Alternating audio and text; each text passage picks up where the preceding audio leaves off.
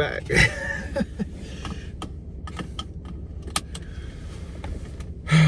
As you can tell, in pit stains like out the wazoo. Chalk, just left the gym. It's been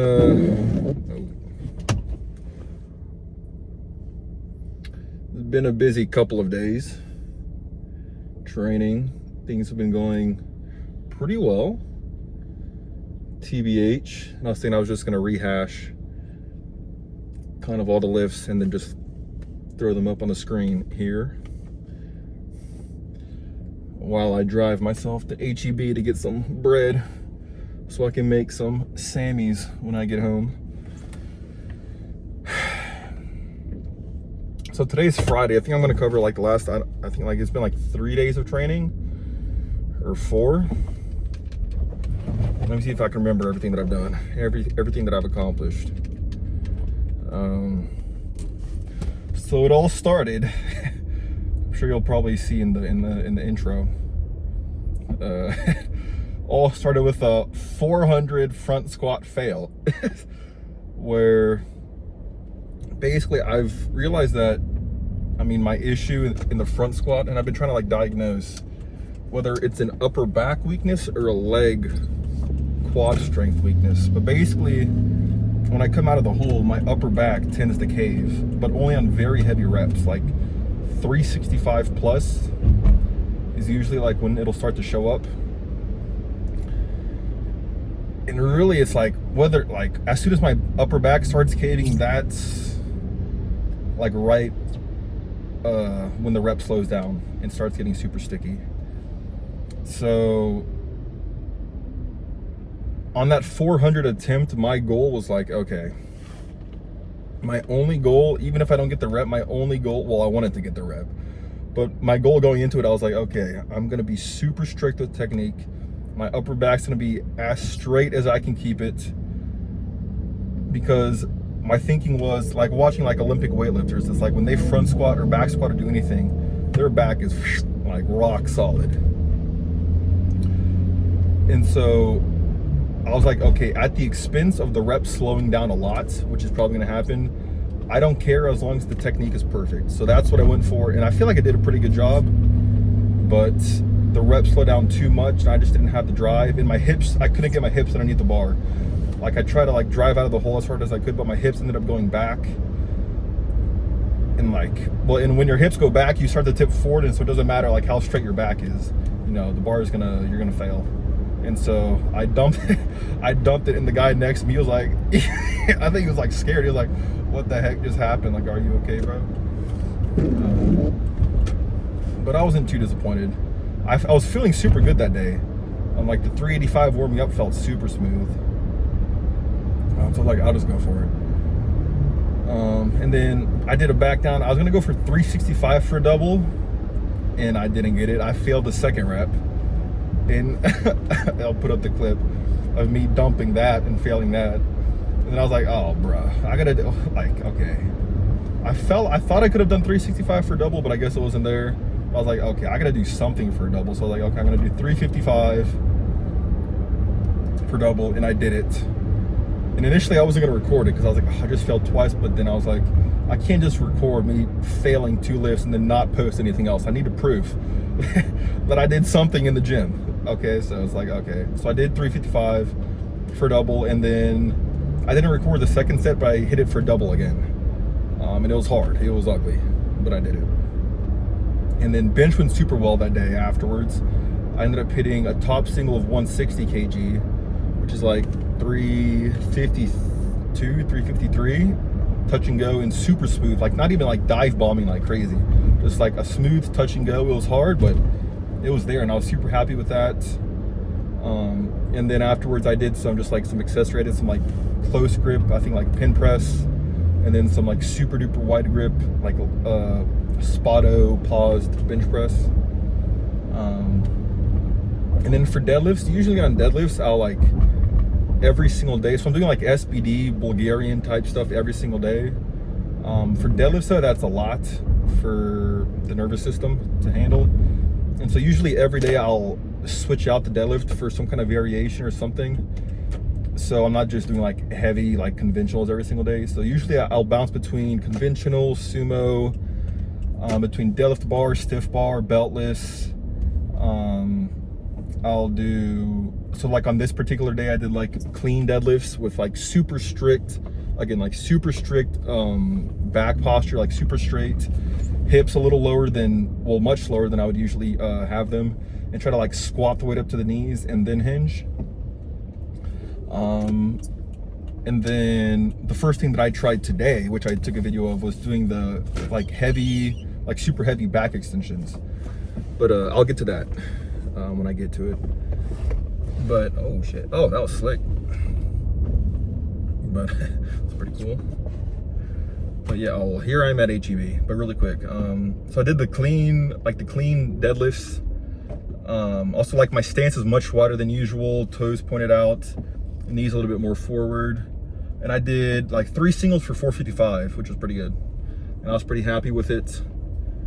And yeah, overall that day, like, I was feeling super good. Like, everything, like even though I failed the front squat, I was like still super happy with everything, especially the bench press and like the deadlift, because I was like the first time, not the first time, but like the first time I've ever gotten like super heavy with the clean deadlifts, because usually that's not an exercise that I do, but I think I'm gonna start incorporating it a lot more. So that was one day. The next day I ended up doing low bar squats, because I'm trying to bring everything back in, and also like the same like logic that I treat the deadlifts. I was like, my front squat's getting like super fatiguing doing them heavy every single day, so I was like, okay, I'm gonna like introduce some variation. So I've done like low bar and high bar. I've thrown those in, but on this particular day I did low bar, went up to 415.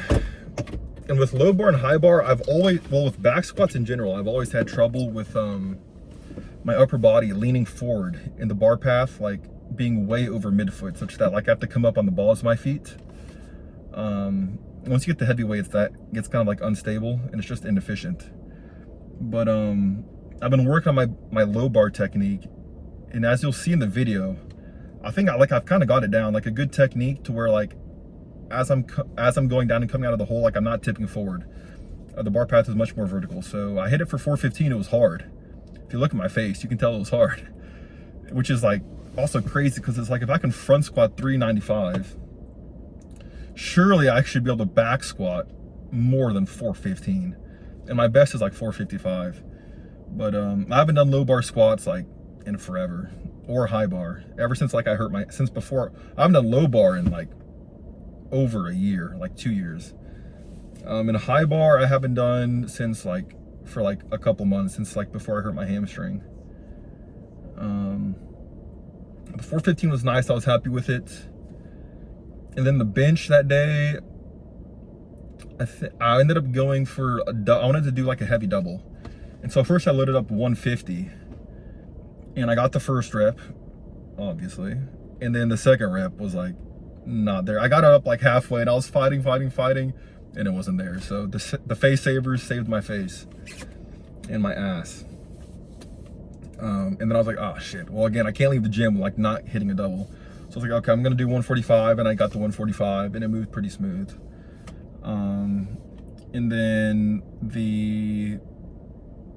I did sumo deadlifts, like heavy, for the first time, again, since I hurt my hamstring basically. And so I went up to 495 for singles, and it felt not bad. Like, it felt hard, but that's because like I haven't done practiced the technique, so it just felt strange.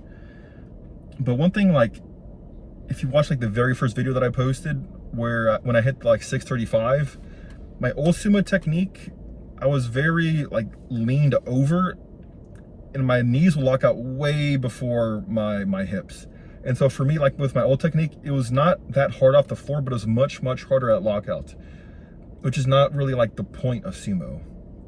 And so recently I've been trying to like really fix that, and like, basically, I mean, my issue was that I would never like wedge my hips close, like super close to the bar. It'd be more like a weird, like super duper wide stance conventional with the way I would pull. But now I'm trying to like wedge my hips in super close, like make my back as vertical as I can make it, like for my leverages and stuff, and really emphasize like a technique that makes it hard off the floor and easy at lockout. Because hopefully I'm thinking that that'll make my sumo stronger in the long run, like changing my technique like that. But we'll see. But anyways, the first set that I did with the first single, you can tell like my hips shot up and I ended up tipping forward like with my old style. But for the second and third set, I really tried to focus, and I think I was super happy with the way it looked the second and third set, where I wedged my hips in and I was super vertical, and you can tell coming off the floor it was super slow, but then like once I got past my knees, it was pretty smooth. So overall, I was super happy with that that day, and I've been at HEB. I'm in the parking lot, and I'm finna go get me some bread, and then I'll hop back in and rehash like yesterday and then today as well. Okay, be right back. 20 minutes later. Hey, I'm back. Okay. I wasn't gonna do this, but I was only gonna get bread. And I wasn't gonna show you what I bought, but if you like me, I love going to the grocery store. I always am buying more shit than I need. Cheerios.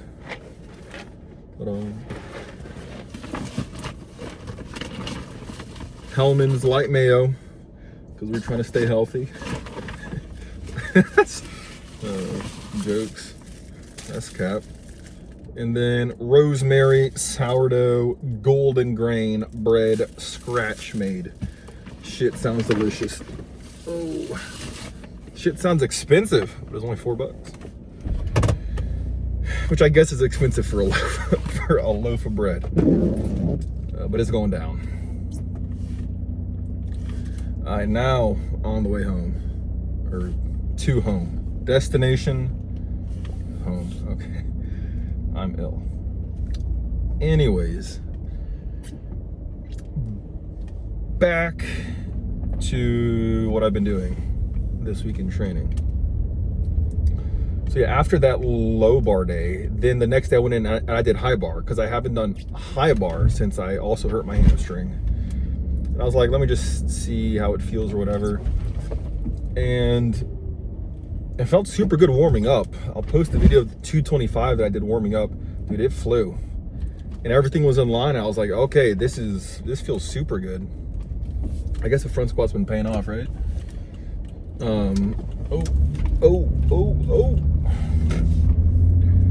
Anyways, I worked my way up to 415. So my old PR was 455. And then this year, when I regressed, the most I've hit was 445, both high bar. And then the low bar the day before felt super hard, but I was like, okay, I want to hit the same weight high bar, because I know I'm capable of it. So I did. I went in, hit 415 high bar. Okay. God.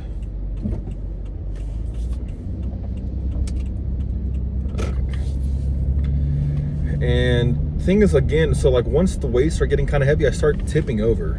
And again, I don't know if it's the same as my front squat, where it's like an upper back weakness, or just a back weakness, or some kind of failure to like stay more upright. But as you can see, yeah, it's like I'm tipping way over, and so like when I come up, it's like the bar is way over midfoot. And so anyways, the technique is terrible. So I got to work on that. But the weight moved. It was like hard, but it didn't feel like excruciating. But I'm glad I did it. I'm glad I experimented with it, and I'm probably gonna keep both high bar and low bar in, and just like cycle through front squat, low bar, high bar, like in a rotation every 3 days, and see if I can bring both of those up. And then after the squats, I think, after squats, I went over to the bench press. My bench was cooked. It was cooked. After the 160 2 days before, and then the 150 for double fail, and then the 145 for double, like my chest was so fried, because like failing like that, like especially like on a rep that you grind maximal weight and you fail, dude, like it just lights you up like crazy. And so fatigue wise, soreness wise, my chest was cooked, and I was like trying to work up, and I hit 140 for a single, and it was heavy, and I was like, yeah, I'm done. Bench is a wrap for the day. And I think I did like a little overhead press. I didn't record. I just went up to 155 for a single. Because before the food poisoning, I had a goal of hitting 225 overhead press. My old PR was 185, and the most I hit during the crazy like 2-a-day, arc was 205, which was insane. But then after food poisoning, everything kind of fell through, and so I have not done overhead press since for the past 2 weeks. That was yesterday was the first day. So I did 155 and it felt all right. And then today I was back on front squats. So went up 385. Well, so my legs have been like super after the low bar and the high bar and all the fronts in the 400 front squat fail, the 365 double fail, into the 355 doubles. I mean, my legs are kind of cooked. And I was feeling super heavy. 385 felt pretty heavy today, and I was like, okay, I'm not gonna push it. Usually, if like in my mind I've determined that I'm gonna do heavy singles for the day, I'll go 365, 385, and then 395. But today 365 felt kind of heavy, and then 385 felt super heavy. So I was like, okay, I'm not gonna go any higher, but I'm gonna go for a heavy double. So I dropped it back down to 365, and I was like, okay, this is the redemption arc. I'm finna redeem myself. And I did it. Yeah, 365 for 2, and my back was straight. So it's like, I think the cue, so it's like, yeah, I want to drive with my elbows and look towards the ceiling, but for me, I need to think about getting my hips underneath the bar. So not letting my hips shoot back, trying to get them underneath the bar and like use my glutes a little bit. So that's what I did, and you can tell in the video, like that's what I'm thinking of, because you can clearly see it. So yeah, I did 365 for double, and I was like, yo, that was kind of easy. Like, you can tell it slowed down a lot, but I was like, yo, that's not that bad. Especially considering the fact that I failed it 3 days prior, and I'm squatting every day. I was like, yo, I'm gonna do that for a second set, and I did. So 365 for another double. And I could have done another set, or I probably could have done like 1 or 2 more sets. Like, that's how good it felt. I don't know what it was. Which got me thinking, it's like, well, it just goes to show, I think like getting a feel for technique at not crazy maximal weights, like that's how you improve your technique. So it's like, it'd be damn near impossible for me to like work on getting my hips underneath the bar and trying to like focus on all these cues when I'm using 395 or 400 for a heavy single. But 365 for a heavy double, like, it's heavy, but not so heavy to where it's like my mind just goes blank. So I think I'm gonna start incorporating like more heavy doubles and triples like next week. And I think that'll do me good. And then afterwards for bench, again, my chest is super sore. So I was like, okay, today I'm not even gonna do like work up to a heavy single. I'm just gonna do some overhead press instead. Just my chest is super sore. My triceps and shoulders are a little sore, but I still want to get some work on them. I still want to work them, grease the groove. And so I was like, okay, I'm gonna work up to a heavy single, and I worked up my way up to 185. I didn't record it because I wasn't sure what I was gonna work up to and how sloppy it was gonna be. The 185, I hit it for 2 singles, and the second one especially was kind of sloppy. It felt pretty heavy, but I don't know if I'm gonna keep doing it like alternating days, like one day bench and then 1 day overhead press. We'll see. But I mean, I'm sure if I like threw it back in and was like hitting it consistently, it would go back up to like 200, 205, and then we could see. But thing is, it's like doing maximal bench press, and I saw like one study, or no, I didn't see a study. I was watching Matt Vina, and he quoted some study or something, and he was like, yeah, like in the bench press, like you don't really recruit your shoulders that much until you start getting like towards maximal weights, like 80, 85+%. And that's something that I've noticed, I guess, like when I feel like in the past, like doing sub-maximal bench, it really only cooks your chest. But after that 160 and then the 155 double, or the 150 double and then the 145 double, it's like, yeah, dude, my shoulders were cooked. Like, even like putting my hands up on the steering wheel right now, it's like, damn, bro, my shoulders are fried. So that's the one thing, is like, it's hard to do super heavy bench and super heavy overhead press work every single day. So I need to brainstorm about that. So we'll see how I feel. I'm thinking definitely prioritize bench, but if my chest is super fried and my shoulders aren't, then that's probably like a day that I would throw in overhead press. And then today for deadlifts, I was like, okay, yeah, let's keep like the variations going. So today I did heavy for like the first time, like second time really, but like the first time I did it was like forever ago. Heavy back extensions.